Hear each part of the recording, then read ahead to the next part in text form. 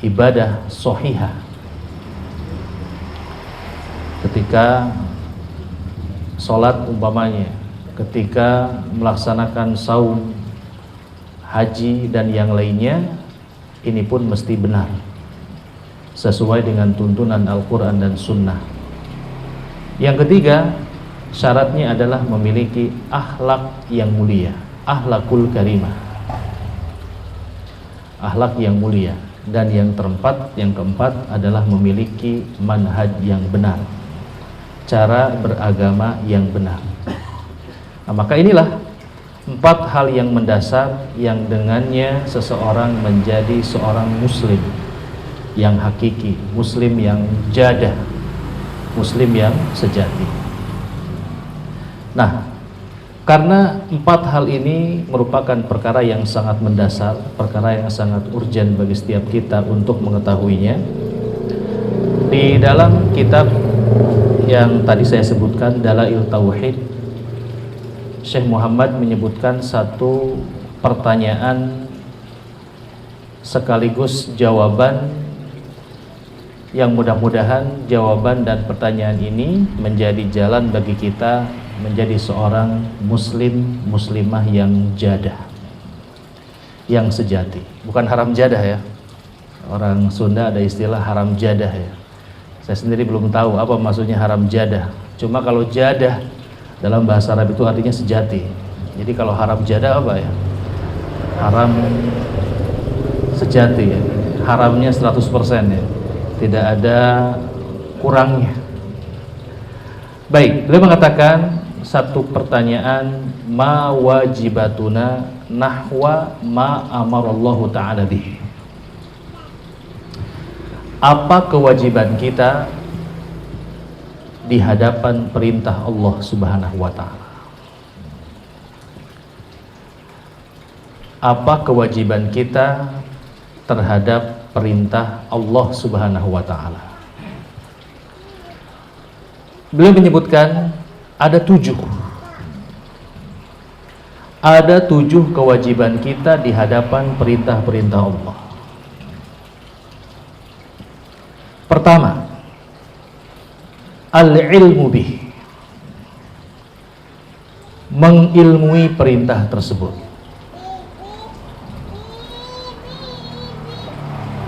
Perintah di dalam Al-Quran, di dalam hadis sangat banyak. Perintah yang paling besar tauhid, kemudian berbakti kepada kedua orang tua, dan bentuk-bentuk perintah yang lain. Maka kewajiban kita yang pertama terhadap perintah-perintah Allah itu adalah mengilmuinya, mengilmui perintah tersebut, memahami perintah tersebut sehingga kita bisa melaksanakan perintah tersebut dengan benar. Dalilnya banyak. Pertama, tentang tauhid. Perintah yang paling utama, perintah yang paling besar, perintah yang mesti didahulukan atas perintah-perintah yang lain. Tauhid. Allah Subhanahu wa ta'ala berfirman di dalam Al-Quran, fa'lam annahu la ilaha illallah wastaghfir li dzambik. Maka ketahuilah tidak ada Tuhan yang hak untuk diibadahi kecuali Allah, dan mohonlah ampunan engkau kepada Allah Subhanahu wa ta'ala. Maka ayat ini cukup jelas kepada kita, memerintahkan untuk mengilmui. Maka menjadi prinsip dalam Islam seperti yang diungkapkan oleh Imam Bukhari dalam kitab sahihnya, al-ilmu qoblal qawli wal amal.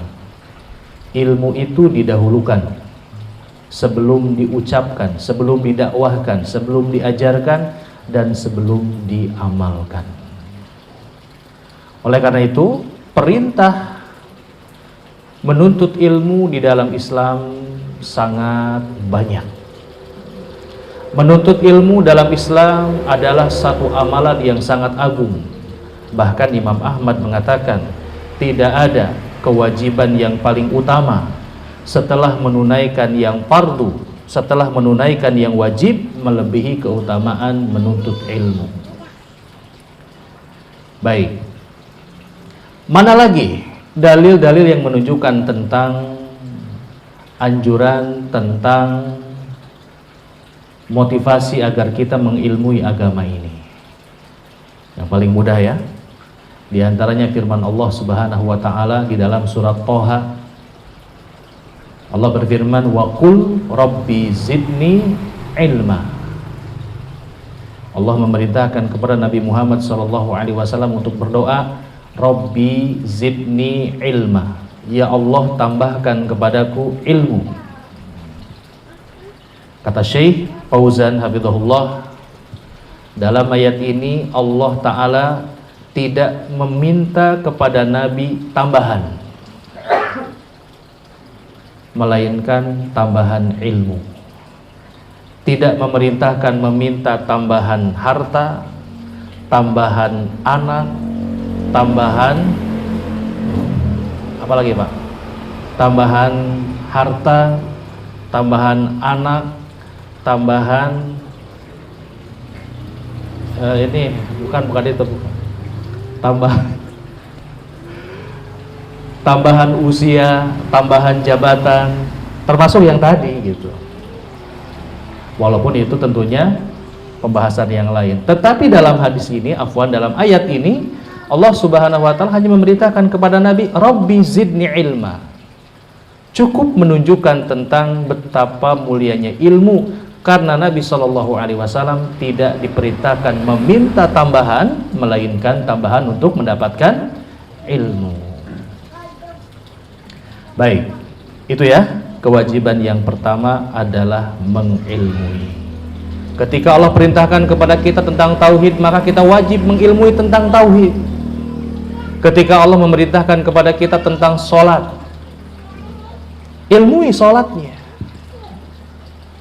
Bagaimana tata caranya, bagaimana rukun dan syaratnya, apa saja sholat yang diperintahkan, apa saja sholat yang dianjurkan, apa saja tempat-tempat yang di situ kita boleh sholat dan tidak boleh sholat. Semuanya butuh ilmu. Ya, singkatnya, sesungguhnya bukan saja berkaitan tentang din, tentang agama, bahkan dalam perkara dunia saja ilmu itu didahulukan. Hatta ketika kita menyuruh anak kita ya, misalkan apa? Nak, belikan sabun ke warung ya. Maka anak itu harus diberitahu sama kita. Sebutkan mereknya, berapa jumlahnya. Kan seperti itu. Karena kalau tanpa ilmu maka akan salah. Disuruh beli sabun mandi malah beli sabun apa? Sabun colek ya, masih ada ya? Sabun colek ya, karena sabun itu dicolek-colek ya. Sabun cuci. Disuruh beli sabun cuci piring malah beli sabun deterjen. Karena perintah kita itu tidak difahami, tidak diilmui. Apalagi kalau nanya sama si Udin ya, suruh beli nasi warung Tegal ya. Ada Udin nggak di sini? Maaf ya, nggak ada ya. Ini kan kisah unik ya. Disuruh beli nasi warung Tegal ya. Di mana belinya? Belinya ke Tegal ya. Padahal di Banjarsari ada warteg. Ada ya. Pas pergi ke mana? Terus pergi ke Cirebon sana. Mau beli warung nasi warteg, warung Tegal ya. Karena butuhnya ilmu. Ya makanya dinul Islam ya, agama Islam itu adalah dinul ilmi, agama yang ilmu, agama yang dibangun di atas ilmu. Tidak boleh ada kecuali seseorang itu mengetahui ilmunya. Baik ya, itu kewajiban yang pertama. Yang kedua, kata beliau, setelah mengilmui adalah al-mahabbah. Tahapan kedua di hadapan perintah-perintah Allah Subhanahu wa taala itu adalah al-mahabbah, mencintai perintah Allah Subhanahu wa taala. Dalam hadis yang sahih, Nabi Shallallahu alaihi wasallam cukup populer hadis ini. Beliau mengatakan wajada ya man kana, gimana riwayat hadisnya, Masya Allah, ini terbawa ini tadi, bawa motoran ya. Salasun man kunna fihinna wajada halawatal iman, gitu ya, atau kama kira Rasulullah sallallahu alaihi wasallam. Ada 3 hal yang jika terkumpul dalam diri seseorang, dia akan merasakan nikmatnya keimanan, akan merasakan nikmatnya ibadah, akan merasakan nikmatnya taat, akan merasakan nikmatnya amal soleh. Dan sebaliknya, ketika merasakan nikmatnya amal ibadah, maka akan merasakan pahit ketika dia melakukan kemaksiatan. Betah dalam amal soleh dan tidak betah kalau dalam amal yang tidak soleh. Apa saja kata Nabi Shallallahu Alaihi Wasallam? Yang pertama, ayyakunallah wa rasuluhu ahabba ilaihi mimma siwahuma. Yang pertama, syarat merasakan nikmatnya ibadah, ya, nikmatnya taat, nikmatnya amal soleh, nikmatnya pengawasan, gitu ya. Saya tanya dulu nih para ikhwah, kalau pengajian tuh nikmat gak nih? Nikmat ya? Nikmat apanya? Ya nikmat ya, nikmat duduknya, Masya Allah ya. Apalagi ruangannya sangat mendukung ya, ada gemercik suara air, angin sepoi-sepoi, nikmat ya. Baik. Nah, maka poin yang kedua ini kita kaitkan dengan penjelasan Syekh bahwa kewajiban kita setelah mengilmui itu adalah mencintai. Mencintai apa yang Allah Ta'ala perintahkan kepada kita. Orang Indonesia kan punya jargon ya. Apa tuh jargonnya? Demi cinta. Gimana Pak? Pernah jatuh cinta nggak? Pernah ya. Demi cinta, lautan ku seberangi, gunung yang tinggi kan ku daki. Daki Sunda bahasa daki bahasa Indonesia. Lautan yang dalam akan ku seberangi, gunung yang tinggi akan ku daki. Itu menunjukkan bahwa kekuatan cinta itu bisa menaklukkan amalan seberat apapun. Tapi sebaliknya, kalau seseorang sudah tidak memiliki cinta, jangankan yang berat, sesuatu yang ringan saja itu akan berat untuk dikerjakan. Baik, kita ngobrol hati ke hati. Setiap kita punya hobi ya. Nah, di antara hobi yang paling digemari di Indonesia itu adalah sepak bola. Kita tanyakan kepada orang yang cinta dengan sepak bola. Orang main sepak bola, kehujanan, sakit, setelah sembuh, kapok tidak? Main lagi tidak? Main lagi. Main bola di bawah terik matahari, tapi kan katutung ya, nggak pakai sunblock ya, hidung, besoknya ngenteng. Nah, orang geus robah ya, kamari mah asa bodas kene, ayeuna geus hidung. Besoknya kapok atau main lagi? Main lagi. Heading kepala orang sampai robek, dijahit sekian belas jahitan, sudah sembuh, main lagi? Main lagi. Katemprang sukuna potong, sudah sembuh, main lagi. Itulah Pak gambaran kalau seseorang itu melakukan sesuatu dengan cinta, bahkan rela bangun tengah malam ya. Untuk apa? Main bola.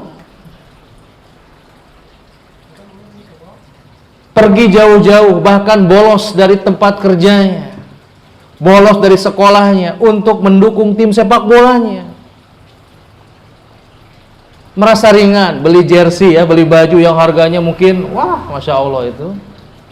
Kenapa? Tidak merasa berat, karena sudah cinta. Apapun itu, kalau dilakukan dengan cinta, kita melakukan seperti tidak melakukannya. Tapi sebaliknya, kalau seseorang itu melakukan sesuatu tanpa cinta, Pak, padahal sesuatu itu gampang, sesuatu itu ringan, berat.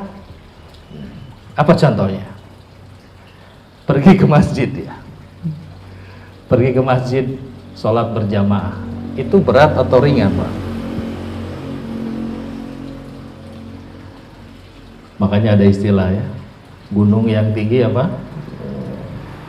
Tadi ditaiki, ditundukkan ya, telah mendaki gunung ini, gunung itu. Tapi kalau pergi ke masjid, ya, padahal rumahnya nempel dengan masjid. Suara adzan terdengar 5 kali sehari semalam, memanggil hayya 'alas shalah. Tetapi ketika tidak ada cinta atau kurang lah, enggak sih kalau gak ada cinta mah ya, cuma cintanya itu sedang lemah. Cintanya itu sedang lemah, sedang tidak punya power, sehingga tidak bisa menggerakkan orang tersebut untuk beribadah kepada Allah Subhanahu wa Ta'ala. Maka sholat berjamaah ya, di tengah-tengah kaum muslimin sudah diketahui berapa pahalanya, berapa keutamaannya. 27 derajat ya. Semua di antara kita tahu, halayak kaum muslimin tahu bahwa sholat berjamaah itu lebih besar pahalanya daripada sholat sendiri. Tetapi ketika pada prakteknya, kadang-kadang karena rasa cintanya yang sedang berkurang, kekuatan imannya pun berkurang, sehingga tidak bisa mendorong orang tersebut untuk melaksanakan sholat berjamaah di masjid. Dan kita lihat bagaimana Allah Subhanahu wa Ta'ala menjelaskan kepada kita tentang ibadahnya orang-orang munafik. Orang-orang munafik itu orang-orang yang beribadah, tetapi ibadah yang mereka kerjakan itu tidak tumbuh dari cinta kepada Allah Subhanahu wa Ta'ala. Dan kalau orang melakukan sesuatu tanpa cinta, pasti dia akan mencari 1000 alasan agar tidak bisa mengerjakan perintah itu. Apa kata Nabi Shallallahu Alaihi Wasallam? Salat yang paling berat bagi orang-orang munafik salat apa? Salat isya dan salat subuh. Kenapa demikian? Karena salat isya, salat subuh itu kan nggak kelihatan. Jadi kalaupun kita tidak sholat, nggak akan ada yang tahu menurut mereka. Maka mereka mencari celah. Ada apa orang tuh sholat ge, maka dia mencari celah untuk tidak melaksanakan sholat. Begitu demikian. Kalau orang sudah tidak cinta terhadap sesuatu, sekali lagi dia akan menggunakan 1000 dalih, 1000 alasan untuk tidak melakukan hal itu. Saya nggak tega kalau ngomongnya ngaji ya. Tapi pernah para ikhwah diajak ngaji, kemudian ngaji yuk. Apa jawabannya? Kan kesibuk itu sibuk itu dalih bukan ya? Mudah-mudahan bukan ya. Ya, rata-rata ya. Jadi Anda pikir kami ini yang ngaji orang-orang yang nyantai ya, orang-orang yang gak sibuk ya. Itu tuduhan yang berat, Pak ya. Kalau kita ngajak ngaji kemudian bilang saya lagi sibuk. Emang aing pengangguran? Itu kan begitu sama ya. Setelah tidak langsung loh gitu ya. Oh, berarti kamu nuduh saya ini pengangguran, saya bisa ngaji akhirnya gitu. Saya juga super sibuk, tapi karena cinta saya sempatkan waktu, begitu maksudnya. Dan tidak ada orang yang tidak sibuk, Pak. Di Indonesia pengangguran saja sibuk. Betul lah. Di Indonesia orang yang nganggur saja sibuk. Sibuk apa? Sibuk cari kerja gitu. Jadi nggak ada yang nganggur itu ya. Masya Allah. Teman saya orang Tangerang, pengangguran. Tiap hari panen anggur ya. Kerjanya panen anggur ya, pengangguran. Nggak ada, Pak ya. Jadi kalau kita selalu mencari alasan untuk tidak melakukan amal kebaikan, tanya, jangan-jangan kita tidak mencintai itu. Kalau melihat para sahabat, teladan terbaik bagi kita ya dalam beribadah. Contoh terbaik untuk kita dalam segala bentuk ibadah. Dalam infak, para sahabat teladan kita. Kesungguh-sungguhan di dalam beramal ibadah teladan untuk kita semua. Kenapa? Karena para sahabat itu telah tertanam cinta yang begitu kuat kepada Allah Subhanahu wa taala sehingga ibadah sesulit apapun tidak akan menjadi sulit. Itulah kata kuncinya. Betul nggak Pak?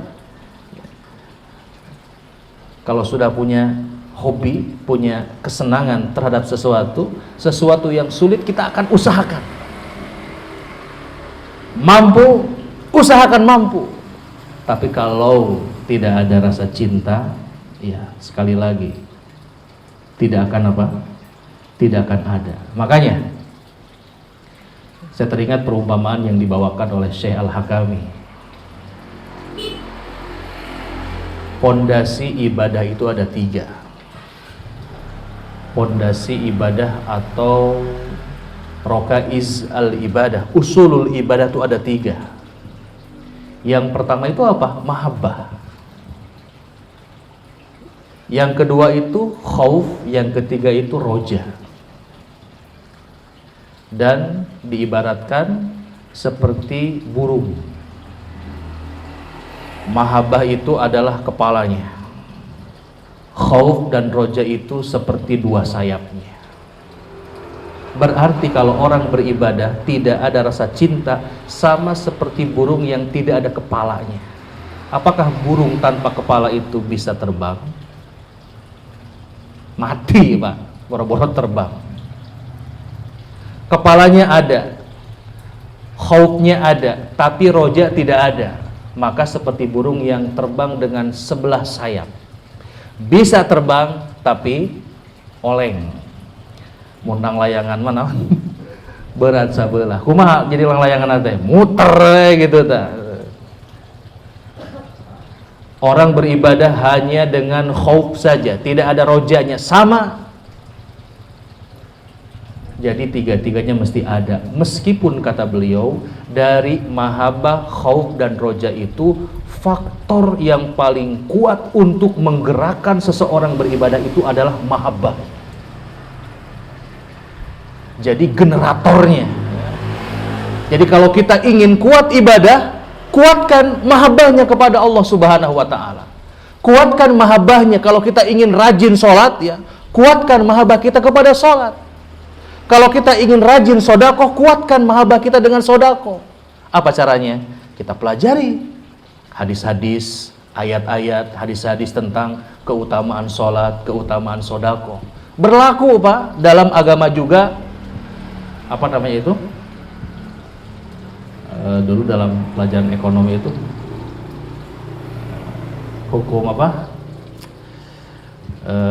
Masya Allah ya, lupa nih. Hukum manfaat gitu ya. Jadi orang itu kan kalau melakukan sesuatu yang bermanfaat gak usah disuruh-suruh juga akan melakukannya gitu. Ada yang pernah makan obat apa itu? Brotowali ya, Batrawala ya, orang Sunda ya. Pahit tuh Pak, pahit banget kan. Tapi kalau kita tahu kita manfaat di balik obat itu, sanajan pahit jadi kumaha? Dieut Pak gitu ya. Pas apa ya?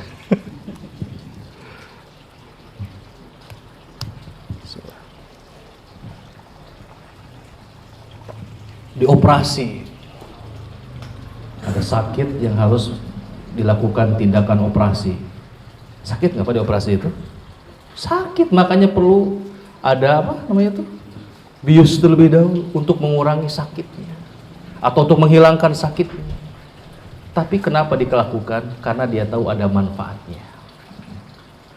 Ya, baik. Karena saya orang Tasik dekat pasar Pak ya, pasar induk. Sering kadang-kadang bertanya itu orang-orang ya, jam 2 pagi, jam 3 pagi, melek ya, kuat ya.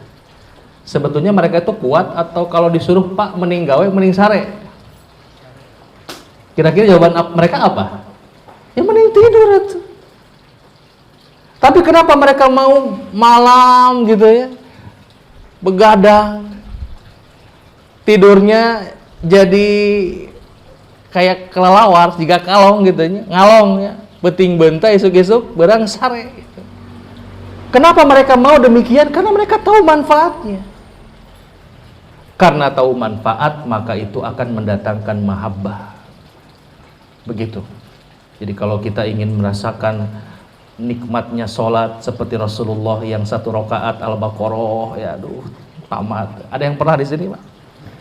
1 rakaat Al-Baqarah ya. Pernah. Kalau saya pernah dengar kisahnya aja. Bukan pernah melakukan ya. Kisahnya ma'ruf. Salat malam Nabi SAW, Ibnu Abbas ikut bermakmum. Rakaat pertama Al-Baqarah, Pak, Masya Allah. Rakaat kedua mudah-mudahan juga orang kuluh lah. Ternyata rakaat kedua Ali Imran, Pak. Gempor tuh, Pak. Tapi orang yang menikmati nggak akan merasa capek, nggak akan merasa bosan, nikmat aja, Pak. Begitu ya. Atau Bapak saking menikmati baca Quran ya, mulai dari Al-Fatihah, saking nikmat baca, ujug-ujug Anas, nangis tamat dari Anas. Pernah begitu? Lah, saya nanya ini, saking menikmati baca Quran pernah kaget gak gitu? Tiba-tiba surat At-Taubah sebenarnya, saking dibaca pelan-pelan, dinikmati ayat-ayatnya, dibaca, dihayati, Masya Allah, selembar, wal yatalatop. Wal yatalatop itu katanya di Quran Indonesia itu ada tandanya, ya betul ya. Itu katanya pertengahan Al-Quran, surat Al-Kahfi. Nangis wal yatalatop deh gini ya. Saking apanya itu? Saking menikmatinya. Ya seperti kita main game lah. Mungkin ya bukan kita ya, saya nggak tahu itu. Saya pernah main game waktu kecil ya. Bulan Ramadan itu. Dari habis sahur main game. Nangis maghrib deh. Duh kan begitu. Teka raos, teka rasa. Saking apa? Saking menikmatinya. Nah, untuk menikmati, jadi menikmati dengan cinta itu dua hal yang berbanding lurus. Semakin kita menikmati sesuatu akan semakin cinta, sehingga semakin semangat kita untuk melaksanakan ibadah. Silakan kita muhasabah sama-sama ya. Kalau kita cinta, maka insya Allah ibadah itu akan terlaksana seberat apapun, sesulit apapun, kita akan mampu melaksanakannya dengan izin Allah Subhanahu wa Ta'ala. Ya, itu kewajiban yang kedua. Saya diberi waktu sampai jam berapa? Sampai zuhur ya. Sini zuhur jam berapa? 11.40. Berarti lebih kene atunya. Baik. Ya udah ya, sesampainya. Mungkin waktu zuhur untuk waktu Indonesia bagian Yogyakarta ya. Nah, kewajiban yang ketiga terhadap perintah Allah Subhanahu wa Ta'ala setelah mengilmui dan mencintai, yang ketiga apa? Azam. Berazam. Azam itu bertekad yang kuat untuk melakukan hal itu. Seperti orang yang mau berangkat ibadah haji, antara yang ingin, antara yang niat, antara yang mau, antara yang hayang, antara yang bertekad kan beda. Kalau begini, nabung ya, menyiapkan hartanya, menyiapkan ilmunya, daftar haji Puroda misalnya, gak apa-apa setengah M juga ya, yang penting mah ada kan ya. Sedikit juga kalau nggak ada mah ada ngapain, setengah M ada. Itu namanya apa? Azam. Jadi azam itu sudah menempuh langkah-langkah untuk melakukan amal tersebut. Tapi kalau begini, hayang bulan Sapar ya, bulan Sapar tesok jadi katempuhan ku para jomblo. Para jomblo lamun ditaros Ira kawin. Ting nah jawaban teh bulan Sapar sudah. Ira kawin Sapar sudah. Sapar nu mana? Sapar nu mana, Pak? Saparengna ya. La ilaha illallah. Ini karunya bulan Sapar, Pak. Nu matak ya, ini akibat mungkin akibat orang itu juga yang mengatakan bulan Sapar ya. Bulan Sapar ini di sebagian masyarakat juga dikenal dengan bulan yang tidak baik ya. Bulan yang tidak memberikan untung, bulan sial. Tidak ada ya? Karena ada sebuah hadis yang mengatakan turunnya bala ya, sebanyak 300.000 sekian bala ya. Ini perlu kita hindari karena bukan hadis yang sahih. Bagaimana Allah Subhanahu wa taala menyebutkan tentang azam di dalam Al-Qur'an? Fa idza azamta fatawakkal 'alallah. Apabila engkau sudah berazam ya, untuk melakukan suatu ibadah, untuk melakukan suatu amalan, maka hendaklah bertawakal kepada Allah Subhanahu wa taala. Baik, Pak, itu azam. Jadi sekali lagi, azam itu tekad yang sudah kuat, sudah menempuh langkah, sudah menempuh segala cara untuk menyampaikan kepada hal tersebut. Nah, yang keempat, setelah azam, kewajiban kita terhadap perintah Allah Subhanahu wa taala itu adalah amal. Wah, ternyata amal itu urutan keempat ya. Kita sering disebutkan setelah ilmu itu amal. Padahal ternyata dari ilmu ke amal itu ada dua apa? Ada dua fase yang mesti dilalui. Ya, cukup penjelasan tentang 3 kelompok yang disebutkan di dalam surah Al-Fatihah. Di sana Allah Subhanahu wa taala menyebutkan 3 kelompok. Yang pertama kelompok an'amta alaihim, kelompok yang diberikan nikmat oleh Allah. Yang kedua ada ghairil maghdub, al-maghdub, orang yang dimurkai. Dan yang ketiga ad-dhalin, orang yang tersesat. Siapakah orang yang diberikan nikmat itu? Orang yang diberikan nikmat itu yang mengumpulkan antara ilmu dan amal. Jadi orang yang diberikan nikmat itu dia punya ilmu dan dia punya amal. Terkumpul padanya 2 hidayah. Ada hidayah ilmu, ada hidayah amal. Ada hidayatul bayan wa hidayatut taufik. Yang kedua ada kelompok al-maghdub. Siapa itu? Kelompok yang punya ilmu tapi tidak amal. Ilmunya dia tahu, ilmunya dia punya, tetapi dia tidak beramal dengan ilmunya. Atau bahkan justru mengetahui sesuatu, mencari celah untuk membantah ilmu yang telah diketahuinya. Itulah yang sering disebut dengan orang-orang yang mencari hilah, mencari celah ya, untuk meninggalkan syariat. Seperti kebiasaan orang-orang Yahudi. Mereka ketika diberikan perintah banyak nanya ya. Tetapi pertanyaan mereka itu justru untuk apa? Untuk meninggalkan perintah itu. Kisahnya jelas ya. Di awal-awal surat Al-Baqarah ketika Allah Subhanahu wa taala memerintahkan kepada Bani Israel untuk menyembelih sapi. Pak, sembelih sapi. Gampang kan sebetulnya? Nanya, Pak. Apa pertanyaan pertama? Sapinya warna apa?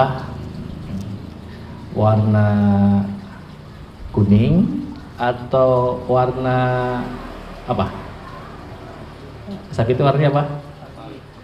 Coklat. Ya, maka disebutkan warnanya kuning. Nanya lagi. Sapinya itu yang suka dipakai membajak sawah atau tidak? Nanya lagi. Ujung-ujungnya bagaimana? Ujung-ujungnya dengan semakin banyak pertanyaan itu akan semakin sulit sehingga memberatkan orang itu untuk beramal. Itu ya, jangan diikuti kebiasaan Yahudi. Makanya Nabi SAW memberikan peringatan kepada kita untuk jangan mengikuti kebiasaan ahli kitab terdahulu. Kenapa? Karena kebinasaan orang-orang terdahulu itu adalah likhtilafihim ala anbiya'ihim wa kasratu su'alihim wa ikhtilafu ala anbiya'ihim wa ikhtilafu anbiya'ihim. Jadi kebinasaan umat terdahulu itu karena dua hal. Pertama adalah banyak bertanya. Jadi pertanyaan yang bukan untuk semakin memudahkan kita, tapi menjadi sulit dan menyelisihi mereka terhadap para nabi. Ya, sebagai contoh kan, kalau misalkan kita di rumah atau di lingkungan ada pengumuman dari kemasyarakatan, para warga besok mohon infak ya. Jangan nanya sabaraha infak, nah udah. Kalau nanya nanti akhirnya menentukan. Ya, karena ada yang nanya berapa, baik saya tentukan infaknya 50.000. Kalau tadi tanpa nanya berapanya, infak 100 perak, boleh nggak? Boleh. Gocap 50 perak maksudnya 5.000. Yang penting infak. Ketika nanya berapa jumlahnya, akhirnya ditentukan 50.000. Berat nggak akhirnya? Berat. Nanya lagi, iraha. Ya udah, awal bulan tuh tinggalinya awal bulan bacaan gajian, kan jadi berat. Tapi ketika tidak banyak bertanya, pokoknya infak mau kapanpun berapapun jadi. Nah itulah Pak, kebiasaan yang mesti kita hindari terhadap perintah Allah Subhanahu wa Ta'ala itu. Banyak bertanya, tetapi pertanyaan bukan untuk beramal. Kalau pertanyaan untuk beramal kan mudah. Seperti para sahabat datang kepada Nabi, ya Rasulullah, amalan apa sih yang paling utama di bulan ini? Kata Nabi begini. Itu untuk bertanya, untuk beramal. Yang ketiga, ada kelompok dolim. Kelompok dolim yang bagaimana? Ya kelompok yang dia rajin beramal, ya. Semangat amal, tetapi dia tidak punya ilmu. Nah, maka menggabungkan antara ilmu dengan amal itu adalah jalan orang-orang yang mendapatkan nikmat. Jangan beramal tanpa ilmu, juga jangan membiarkan ilmu itu tanpa amal. Begitu ya. Kewajiban yang keempat itu beramal. Disambung dengan yang kelima. Bagaimana amalnya? Apakah amalnya terserah kita? Tidak. Lamun motor maka jen baiknya motor aing kumaha aing, nggak apa-apa. Ada yang begitu ya, orang bikin stiker nempelin di motorna, motor aing kumaha aing nyakeun karep lah eta mah. Naon deui Pak? Apalagi biasanya kada kumaha aing tidak naon deui Pak? Hah? Apa? Oh Persib kumaha tuh? Persib aing kumaha aing lain atau Persib aing kumaha kumaha manajer. Ya. Apakah ibadah orang kumaha orang? Enggak. Nah, ini prinsip yang kelima. Amal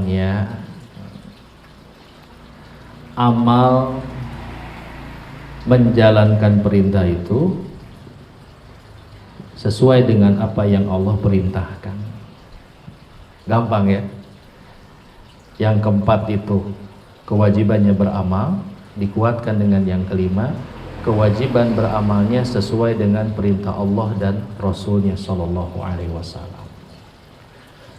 Cek Allah teh, cek Rasul teh sholat subuh 2 rakaat, gitu kan? Tuh bisa, kumaha orang, bisa begitu? Tidak bisa. Kata Allah Subhanahu wa Ta'ala, kata Rasulnya Shallallahu Alaihi Wasallam, saum itu mulai dari terbit fajar sodik sampai tenggelamnya matahari. Kumaha orang, jam 8 harus buka. Boleh seperti itu? Nggak boleh. Kata Nabi, iktikaf itu di masjid jami. Kumaha orang, pos kamling gitu ya, nggak bisa. Jadi kita beramal sesuai dengan apa yang Allah perintahkan dan sesuai dengan Rasul yang apa diperintahkan oleh Rasulullah Shallallahu Alaihi Wasallam. Ada 3 sebetulnya yang paling prinsip pada poin yang kelima ini. Bagaimana ibadah kita sesuai dengan yang Allah dan Rasulnya perintahkan. Disebutkan oleh Syekh Ibnu Utsaimin bahwa prinsip ibadah seorang muslim itu kan 3 ya. Pertama lillah, yang kedua itu billah, dan yang ketiga itu fillah. Itu Pak, sangat sederhana. Ibadah yang Allah perintahkan kepada kita itu mesti memenuhi 3 hal tadi. Lillahi, billahi, fillahi. Lillah, maka ibadah itu mesti ikhlas lillahi ta'ala. Sebagaimana Allah firmankan di dalam Al-Quran, wa ma umiru illa liya'budullaha mukhlishina lahuddin. Atau dalam hadis yang sangat terkenal, innamal a'malu binniyat wa innamal likulli imri'in ma nawa faman kanat hijratuhu ilallahi wa rasulih fa hijratuhu ilallahi wa rasulih. Ini hadis berbicara tentang niat. Orang sodama kan sering biasa begitu ya, cik atuh gawe teh lillahi ta'ala gitu ya. Apa maksudnya itu? Kalau gawe jangan Pak, ibadah ya. Ayo gawe memang digaji, ikut digaji Pak, jangan lillahi ta'ala ya. Kalau kita nyuruh orang kerja bayar, jangan dibayar pakai lillahi ta'ala ya. Disuruh nyuci mobil, nyuci motor, cik atuh gawe teh nanyakeun wae upah, nah lillahi ta'ala atau kali-kali mah jangan Pak.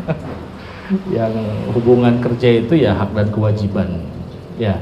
Jadi lillah, lillahi ta'ala, artinya seseorang itu beribadah mencari pahala di sisi Allah, mencari karunia di sisi Allah Subhanahu wa ta'ala, keriduan Allah lah ya. Yang kedua billah, ibadah yang Allah perintahkan kepada kita itu mesti billah. Artinya setiap kita dalam beribadah itu mesti meminta pertolongan kepada Allah. Jangan beribadah bertumpukan rasa kekuatan yang ada dalam diri kita. Jadi kita itu bisa beribadah, bisa melaksanakan amal soleh, itu murni kadeudeuh kanya Allah. Allah mudahkan untuk kita. Allah berikan taufik, hidayah taufik kepada kita. Maka billah. Sebagaimana ketika Allah menyebutkan tentang Nabi Syuaib dalam Al-Quran, beliau menyebutkan tentang, Allah menyebutkan tentang ucapan Nabi Syuaib, wa ma taufiqi illa billah. Tidak ada kemampuan bagiku untuk beribadah melainkan taufik dari Allah. Itu Nabi yang ibadahnya hebat, yang ibadahnya membuat kita kagum. Tetapi seorang Nabi tidak pernah mengklaim saya bisa beribadah ini karena kekuatan saya. Enggak.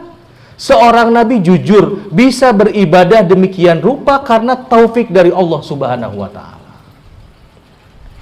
Maka demikian kita sebagai umatnya para Nabi, sekecil apapun ibadah yang bisa kita kerjakan itu murni taufik dari Allah. Allah berikan kemudahan kepada kita. Makanya ya, kalau ibadah ditumbuh karena seperti itu ya tidak akan pernah ada rasa bangga, tidak pernah ada ujub, karena memang ini taufik dari Allah Subhanahu wa ta'ala. Banyak, kata Nabi, orang yang ingin melakukan kebaikan tapi ternyata tidak mendapatkannya. Kenapa? Karena tidak mendapatkan taufik dari Allah Subhanahu wa ta'ala. Ada orang yang ingin pergi ke masjid, sudah ingin dari 30 tahun yang lalu ya, sampai sekarang belum pernah ke masjid. Ada? Ada orang ingin punya hafal Quran, tapi itu keinginan 20 tahun yang lalu, sampai sekarang tidak. Ada orang yang ingin pergi umroh, apalagi coba, harta ada, kemampuan ada, tapi nggak berangkat-berangkat, karena ini murni taufik dari Allah Subhanahu wa ta'ala. Ada juga yang pengen poligaminya. Waduh, ya. Off the record ini ya. Wah, kemana-mana tahu gitu ya misalkan. Tapi kalau belum dapat taufik dari Allah Subhanahu Wa Taala ya enggak juga. Itu taufik atau apa ya? Taufik dan titik-titik gitu ya. Masya Allah. Itu contoh lah. Jadi pentingnya kita mengaitkan segala hal itu kepada Allah Ta'ala. La haula wa la quwata illa billah. Tidak ada daya kekuatan melainkan dari Allah Subhanahu Wa Ta'ala. Dan yang ketiga, ibadah atau amal yang sesuai dengan perintah Allah itu adalah fillah.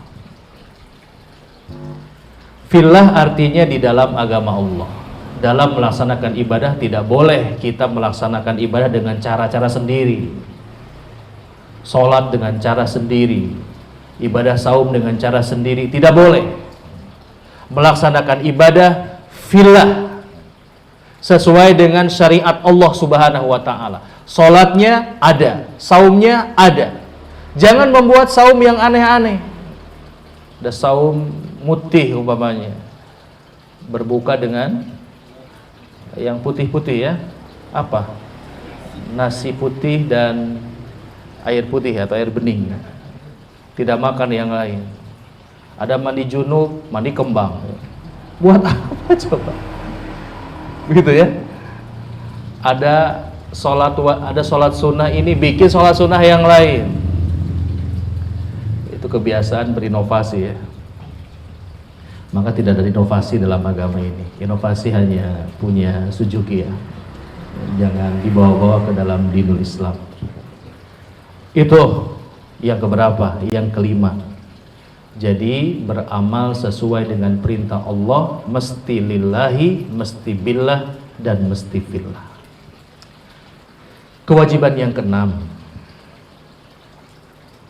di dalam menghadapi perintah-perintah Allah Subhanahu Wa Ta'ala itu adalah al-istiqomah. Menjalankan perintah Allah dengan istiqomah. Istiqomah itu bahasa kita yang paling pas, dawam, continue, terus menerus. Ketika seorang sahabat datang kepada Nabi Shallallahu Alaihi Wasallam, ya Rasulullah, ajarkan kepadaku sebuah kalimat yang aku tidak akan bertanya penjelasan kepada yang lain. Maka Nabi mengatakan, Qul amantu billah tsumastaqim. Katakan olehmu, aku beriman kepada Allah, kemudian istiqomah. Nah, kemudian dalam hadis yang lain Nabi Shallallahu Alaihi Wasallam menyebutkan, ahabbul amali indallah adwamuha wa in qalla. Amal ibadah yang paling Allah cintai itu adalah amal ibadah yang terus dikerjakan walaupun sedikit. Baca Quran satu hari 5 juz itu lebih baik, istiqomah, daripada sebulan sekali 1 halaman ya. Kebalik ya. Bulan Ramadan sholat tahajud nggak ada bolongnya, saum nggak ada bolongnya, baca Quran setiap hari. Begitu tamat Al-Baqarah ya, tamat saum Ramadan, masuk bulan Syawal, tidak sedikit yang berjuntai gitu ya, sholatnya lepas, saumnya lepas. Nah, jadi istiqomah. Dan kalau kita melihat pernyataan atau sabda Nabi tadi ya, istiqomah itu menggunakan kata thumma ya, yang dalam bahasa Arab summa itu ada makna tarohi, artinya ada jeda waktu. Itu menunjukkan bahwa istiqomah itu butuh waktu yang panjang. Istiqomah itu sulit sehingga butuh proses. Ada perkataan istiqomah itu sulit, yang gampang itu istirahat. Ya, padahal ya istirahat yang gampang ya. Jadi istiqomah.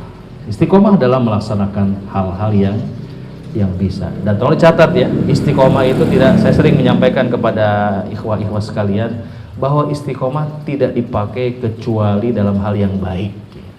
Jadi namun aku ada tara mandi, tosa beralami tara mandi, nyabi mah mandi teh saminggu sekali, tileletik, aduh istiqomahnya, nggak boleh ya.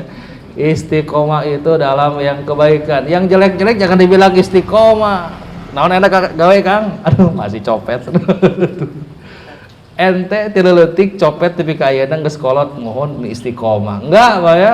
Jangan katakan pencurian copet istiqomah, enggak ada ya. Istiqomah dalam kebaikan.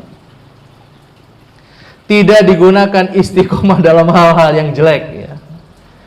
Baik. Itu yang kelima dan yang terakhir, berapa? Keenam, ketujuh. Ketujuh ya? Sekarang 7, betul. Habis nih. Oh. Setengah 12 lah ya. Baik, ternyata jauh sini ya, kirain deket. Insya Allah.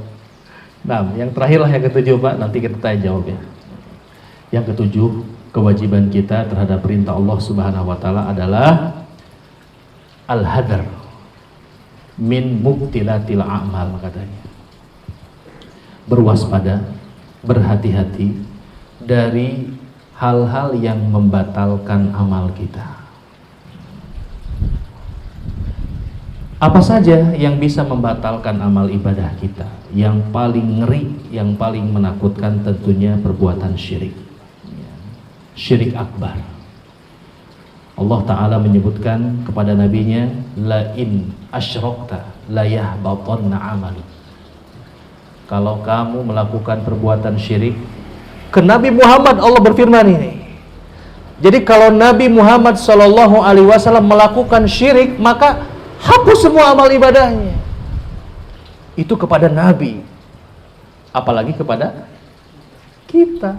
Kata orang Ciamis mah ada namanya komo ya.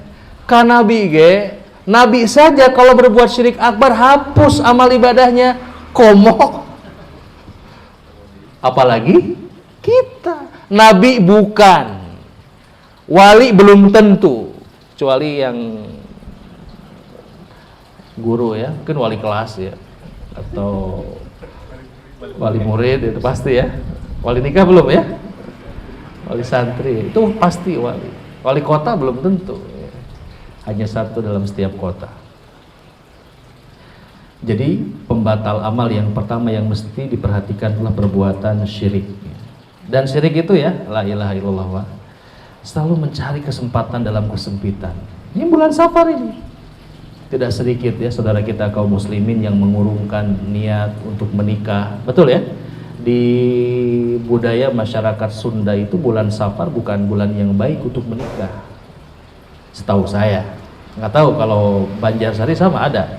Kenapa katanya di Banjarsari? Iya. Kenapa? Kenapa? Kalau di Bandung tuh nikahnya anjing sebenarnya. Bulan Safar tuh bulan nikahnya anjing ya. Padahal dia belum pernah nanya sama anjing itu. Kamu kapan nikah? Ya itu ada mitos seperti itu. Itu kesyirikan. Yang kadang-kadang masih nempel, masih terlintas dalam pikiran orang-orang. Itu yang pertama. Apalagi pembatal amal. Yang kedua dalam sedekah. Dalam surat Al-Baqarah Allah berfirman, ya ayyuhalladzina amanu la tubtilu shadaqatikum bil manni wal adza. Wahai orang-orang yang beriman, janganlah kalian batalkan pahala sedekah kalian itu dengan bil manni wal adza, dengan mengungkit-ungkit dan menyakiti orang yang menerima sedekah. Dan masih banyak lagi ya pembatal-pembatal amal ibadah. Ada pembatal dan ada juga pentransfer pahala. Hati-hati itu juga. Apa diantaranya? Ghibah. Ghibah, kedoliman. Itu akan menjadikan orang mentransferkan pahalanya. Jadi Bapak itu harusnya, kalau ada orang yang ghibah, harusnya seneng Pak. Karena ada yang transfer cuma-cuma ya. Kita sih lebih senang terima transferan uang ya daripada pahala, betul kan? Kalau tiba-tiba ada notifikasi ke rekening kita, waduh, ada yang transfer 500.000, seneng nggak? Tanpa kita melakukan apa-apa, tanpa memutuskan silaturahim, tiba-tiba rekening masuk 500.000, lumayan tak? Lumayan nggak? 500.000 lumayan loh. Tapi kalau transfer pahala, kehelanya. Makanya ada sebuah kisah menarik Hasan Basri rahimahullah, ketika muridnya itu mengadu, wahai Syekh, tadi di tempat yang lain ada orang yang membicarakan keburukan engkau. Dia pulang Pak, bawa apa coba? Bawa korma, sekeranjang korma, diomongkan, digoreng, bawa korma. Buat apa? Bisa bloken lain. Kormanya dibalangkan, bukan Pak, kormanya dibawa, diberikan hadiah kepada orang yang telah menggibahnya. Yang ngelaporkan bingung Pak, ya teh kumaha ya, geus diomongkeun diberi hadiahnya. Oh nggak paham cara pandang terhadap gibahnya. Ya kalau gibah itu transfer kebaikan ya Pak, harusnya kan dikasih apa? Terima kasih ya sudah menggibah saya, kan lumayan Pak. Tapi kebanyakan saya pribadi juga belum bisa begitu tehnya. Anu gibah mah hayu sarwada harsang aing hayu. Naon gibah urang, naon salah urangnya.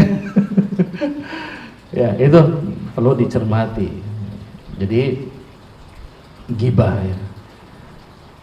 Kedoliman ketika Nabi menceritakan tentang kepada para sahabatnya tentang at-tadruna mal muflis, siapakah orang yang bangkrut?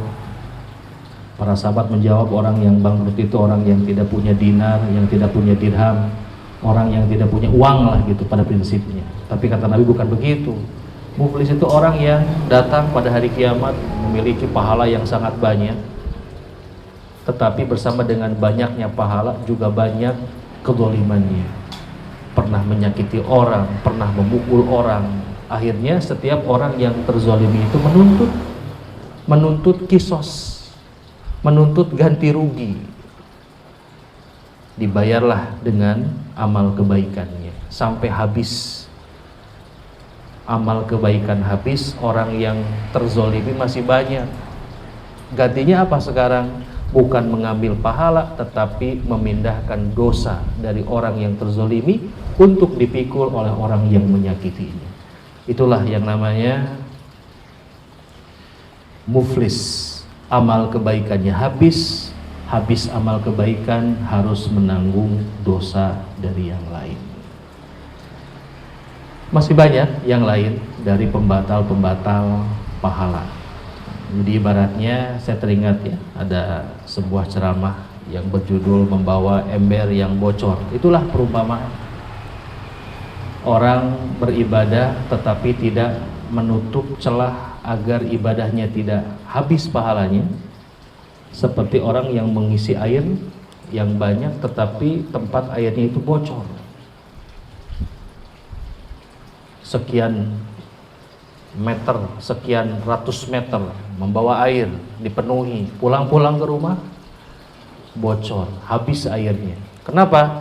Karena dia tidak fokus kepada apa yang bisa menggugurkan pahalanya. Jadi intinya fokusnya ibadah yang dikerjakan juga ada, juga ditutup apa saja yang bisa mengurangi dan menghilangkan pahalanya. Tuh 7 Pak ya, subhanallah ya, banyak sekali ini. Hafal tuh? Hafal ya. Jadi itu yang disebutkan oleh Syekh Muhammad di dalam kitab Dalail Tauhid, 7 kewajiban kita terhadap perintah Allah Subhanahu wa Ta'ala. Baik, kita ulangi. Yang pertama, ilmu ya. Yang kedua, mahabbah, cinta. Yang ketiga, azam, tekad yang kuat. Yang keempat, amal. Yang kelima, amalnya sesuai dengan apa yang Allah perintahkan, sesuai dengan yang Rasulullah ajarkan. Yang keenam, istiqomah. Yang ketujuh, berwaspada dari pembatal-pembatal amal, pembatal-pembatal amal ibadah. Ya, mudah-mudahan Allah Subhanahu wa Ta'ala menjadikan kita orang yang bersungguh-sungguh di dalam di hadapan perintah-perintah Allah Subhanahu wa taala. Ikhwafillah rahimani wa rahimakumullah, mungkin sementara sampai setengah 12 dulu ya. Pemanasan. Nanti kalau lanjut kita kondisikan. Mudah-mudahan yang disampaikan ada manfaat yang didapat untuk saya pribadi dan untuk ikhwah semuanya. Jazakallahu khairan atas perhatiannya dan mohon maaf atas segala kekurangannya. Wassalamualaikum warahmatullahi wabarakatuh.